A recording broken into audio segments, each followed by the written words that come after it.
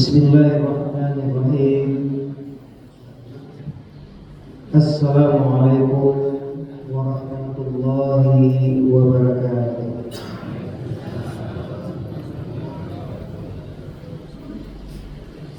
Innal hamdalillah nahmaduhu wa nasta'inuhu wa nastaghfiruh wa na'udzu billahi min shururi anfusina wa min sayyiati a'malina. من يهده الله فلا مضل له ومن يضلل فلا هادي له. أشهد أن لا إله إلا الله وحده لا شريك له وأشهد أن محمدا عبده ورسوله صلى الله عليه وسلم لا نبي بعده. Yang saya hormati Bapak-bapak dan Ibu pengurus Masjid Baitul Mukminin beserta jajarannya. Selanjutnya yang saya muliakan Bapak-bapak, Ibu-ibu, hadirin Bapak hadirat sidang jamaah salat subuh rahimahullah. Buat rangkaian pertama sekali kembali kita tidak bosan-bosannya selalu bersyukur kepada Allah Subhanahu wa taala. Karena atas limpahan rahmat dan karunia-Nya kita bisa hadir di masjid yang kita cintai. Kita bisa melangkahkan kaki kita sehingga kita sampai di masjid ini. Selanjutnya salawat beriringan salat selalu kita curahkan buat junjungan kita yang Nabi Muhammad sallallahu alaihi wasallam dengan ucapan Allahumma shalli ala Muhammad wa ala ali Muhammad. Kaum muslimin sidang jamaah subuh rahimahullah, sejenak kita sama-sama di masjid yang kita cintai ini. Setelah selesai kita melaksanakan sholat subuh secara berjamaah dan kita berdiam sejenak dan niatkan dalam hati kita beriktikaf kepada Allah Subhanahu wa taala. Maka itu untuk mengisi waktu subuh kita pada pagi hari ini, kita akan sampaikan ada 5 hal yang dikhawatirkan manusia itu akan mengakhiri hidupnya dengan su'ul khatimah.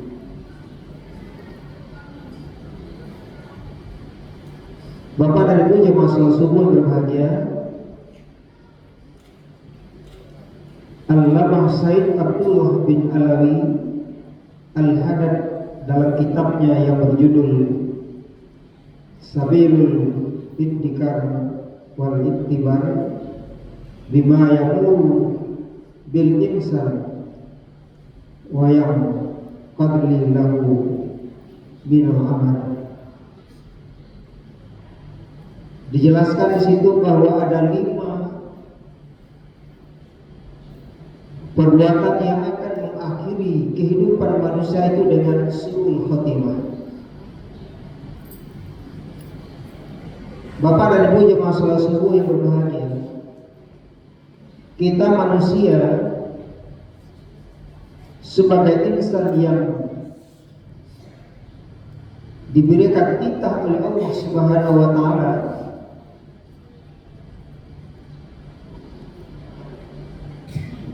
bahwa dalam perjalanan hidup kita itu hanya 2 saja akhirnya. Yang pertama yang namanya husnul khatimah, dan yang kedua adalah su'ul khatimah. 3 jawab memilih Pak, mana ketujuh jawab? Husnul khatimah atau su'ul khatimah? Kalau husnul khotimah kok apa Ibu? Akhir yang baik, ya Pak. Kenapa? Karena kullu nafsin za'iqatul maut. Setiap yang bernyawa itu pasti akan mati. Wa likulli ummatin ajal fa iza jaa ajaluhum la yasta'khiruna sa'ah wa la yastaqdimun. Setiap insan itu akan menemui ajal. Apabila ajal telah sampai pada ibu tidak bisa tawar menawar dengan Allah. Kalau tiba jatah awak tidak bisa awak menolak. Siap tidak siap kita harus berangkat. Maka dari itu yang kita harapkan apa pada ibu? Tentu yang kita harapkan itu adalah husnul khotimah. Nah, dalam hal ini seperti apa yang orang-orang yang dikhawatirkan akan mengakhiri kehidupannya itu dengan su'ul khotimah? Yang pertama, bapak-bapak dan ibu-ibu jamaah salat subuh yang berbahagia, yang dikhawatirkan akan mengakhiri kehidupannya itu dengan su'ul khotimah itu adalah orang-orang yang melalaikan perintah Allah. Dalam hal ini adalah perintah salat. Aku dan pertama pada ibu jemaah semua berbahagia. Orang-orang yang melalaikan salatnya, ini yang dikhawatirkan mereka akan menjadi orang-orang yang su'ul khotimah. Sebagian saudara-saudara kita sampai hari ini sudah berumur 40-an tahun, sudah berumur 50-an tahun, 60-an tahun, masih juga barangkali belum terpanggil untuk melaksanakan perintah Allah, terutama adalah sholat 5 waktu dalam sehari semalam.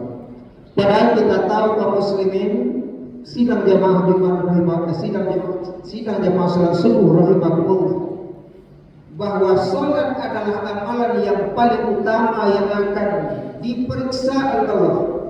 Sholat yang pertama kali akan dipersidangkan di hadapan Allah Subhanahu wa taala. Dalam sebuah hadis riwayat Tirmizi dijelaskan bahwa amalan yang paling utama diperiksa itu adalah hambanya itu adalah tentang ibadah sholatnya. Maka jika sholatnya baik, sungguh ia telah beruntung dan berhasil. Dan jika sholatnya rusak, sungguh ia telah gagal dan rugi. Nah, kaum muslimin dan kaum muslimat sidang jemaah salat subuh yang berbahagia, apa arti lalai dalam melaksanakan ibadah sholat? Yang pertama mungkinlah jalan pada guru lalai dari segi waktu. Lah dikumandangkan suara azan, lah tiba waktu sholat, alun jawab bergegas datang ke masjid, alun jawab datang ke musola. Ini salah satu lalai dari segi waktu. Kemudian yang kedua, Bapak dan Ibu jamaah salat subuh berbahagia, ada kita diartikan lalai dari sholat itu sendiri. Lalai dari segi ilmu sholat itu sendiri. Dari waktu tetek sampai kini pada begitu senawak bawa. Awak beraja ketika di SD dulu, beraja di TPQ, beraja di surau, bacaan sholat awak itu saja, tanpa kita coba untuk merincang kembali, tanpa kita coba untuk mencek bacaan sholat awak. Termasuk kita lalai kepada ibu jamaah salat subuh berbahagia. Kenapa? Karena sholat itu adalah komunikasi kita dengan Allah. Maka kalau seandainya komunikasi dengan Allah, tentu bahasa kita jelas. Nah, apa contohnya pada ibu jemaah salat subuh berbahagia? Dalam sholat kan ada namanya, ada yang rukun, ada yang sunnah. Kalau sudah yang rukun, kalau yang rukun rusak, otomatis sholat kita batal. Tapi kalau yang sunnahnya rusak dalam sholat, berarti sholat kita rusak. Misalnya membaca doa iftitah. Doa iftitah itu ada baca apa Ibu? Ada beberapa versi. Ada yang dibaca Allahumma ba'id, ya nah? Allahumma ba'id baini wa baina sampai akhir. Ada nawak baca Allahu akbar kabira, ya Pak? Allahu akbar kabira walhamdulillahi katsiran wa subhanallahi bukratan wa asila. Inni apa? Inni wajjahtu. Jadi jelas Pak. Inni wajjahtu wajhiya lillazi. Sama Pak Jo. Lillazi fataros atau fataros. Ta atau to. Kau sering pada pada anak membaca lillazi fataros samawati. Atau kadang salah baca. Padahal hurufnya adalah to. Fataros samawati wal arda hanifan musliman wa ma ana minal musyrikin. Jalan-jalan Pak Joko. Jangan kau salah-salah di Mustafa. Wa ma ana minal kalau saya membaca wa ma ana minal muslimin tabaco, ikut tabaco Pak. Bayangkan tabaco lalu 5 tahun tabaco itu gitu. 5 tahun tabaco wa ma ana minal muslimin. Artinya Pak Debo, wa ma dan saya tidak tergolong orang-orang yang muslim. Maka kita cek kembali pertemuan nawa pada itu. Jangan sampai salah membaca. Jadi wa ma ana minal musyrikin. Inna salati wa nusuki. Semuanya salah. Wa mahyaya. Ya kan? Wa mahyaya wa mamati lillahi rabbil alamin la syarika lahu wa bidzalika umirtu wa ana minal muslimin. Wajib balik pada baca lihat terjun solar tambah kira-kira oleh tapi baca awak tanya cucu wajib bacanya Pak. Nah Bapak dan Ibu, ini yang pertama yang dikhawatirkan yang akan mengakhiri hidup dengan su'ul khotimah, orang-orang yang lalai dalam melaksanakan ibadah sholat. Bapak-bapak dan Ibu jemaah salat subuh berbahagia. Kemudian yang kedua yang dikhawatirkan orang-orang yang akan mengakhiri hidupnya itu dengan su'ul khotimah itu adalah orang-orang yang selalu mengkonsumsi minuman keras. Mungkin buat awak-awak yang lainnya Pak. Tapi anak muda awak, generasi muda awak masih banyak yang terpengaruh dengan minuman keras. Padahal Rasulullah SAW telah jelas-jelas mengatakan kullu muskirin khamrin wa kullu khamrin haram. Setiap yang memabukkan itu adalah khamar dan setiap khamar adalah haram. Kadang-kadang kawan adalah berdalih, Pak, kalau tubik dah bahan, ya Pak. Jadi kalau tua itu Pak, tubik dah bahan katanya, atau untuk mengangin badan dah bahan, ya kan? Padahal jelas batasannya disampaikan oleh Rasulullah SAW.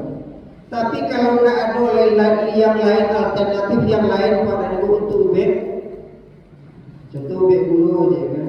Bek dulu itu tua Pak, jelas ketik. Padahal masih banyak alternatif lain untuk yang halal untuk makan. Begitu juga Allah Subhanahu wa taala telah menjelaskan dalam surah Maidah ayat 90. Ya ayyuhalladzina amanu innamal khamru wal maisir wal ansabu wal azlamu rijsun min amali syaitan fajtanibuhu la'allakum tuflihun. Wahai orang-orang yang beriman, sesungguhnya khamar, wal maisir judi, wal ansabu berkorban untuk berhala, wal azlamu mengundi nasib dengan anak panah. Rijsun itu adalah najis min amali syaitan, termasuk perbuatan-perbuatan syaitan. Maka jauhilah perbuatan itu kata Allah Subhanahu wa taala agar kamu menjadi orang-orang yang beruntung. Yang pertama pada al-khamru khamar, gelas, wal maisir, judi. Jadi jelas dikatakan Allah Subhanahu wa taala dalam ayat. Jadi itu yang kedua, Bapak-bapak dan ibu-ibu jemaah salat semua berbahagia.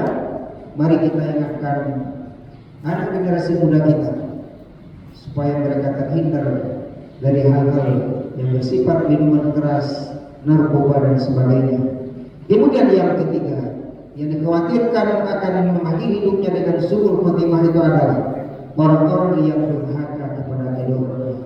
Akan bola wajah di pertemuan yang lalu, Pak, kalau durhaka kepada orang tua. Kemudian yang keempat, orang-orang yang menzalimi hidup orang lain, bukan kafir.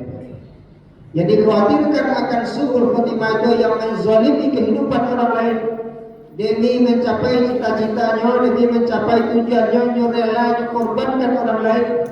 Sama di budaya Majid Pinang, Pak, demi mendapatkan tujuannya, Pak, rela injak-injak kepala kawannya, ya tak?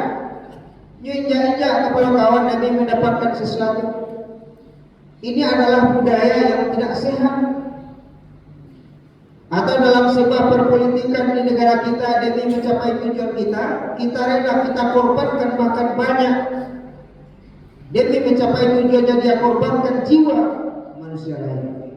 Ini adalah manusia yang sangat zalim.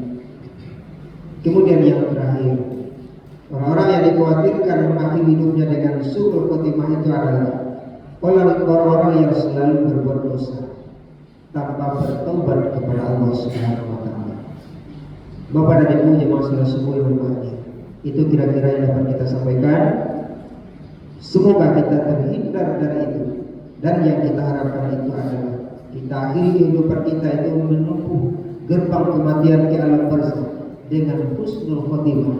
Banyak contoh-contoh, Pak, husnul khotimah, para ustaz, para dai yang kita lihat, kita saksikan, mereka sedang berkhutbah meninggal dunia. Mereka sedang rukuk dan sujud kemudian dipanggil oleh Allah Subhanahu wa taala. Ini yang kita harapkan. Ketika bayi sembahyang subuh ke masjid Baitul Mukminin, Pak, kira sedang sujud dipanggil oleh malaikat, luar biasa Bapak dan Ibu. Di mata manusia sudah bahat, sudah mulia, Pak. Disebut orang mulia, Bapak itu sedang sholat dia meninggal dunia. Dan tapi dulu Pak Mundi, apa itu meninggal sedang menakut-nakut meja. Apalah ayo. Nah, mari kita selalu pautkan hati kita untuk selalu beribadah kepada Allah Subhanahu wa taala. Kita harapkan adalah kita akhiri kehidupan kita ini dengan husnul khotimah. Semoga bermanfaat. Assalamualaikum warahmatullahi wabarakatuh.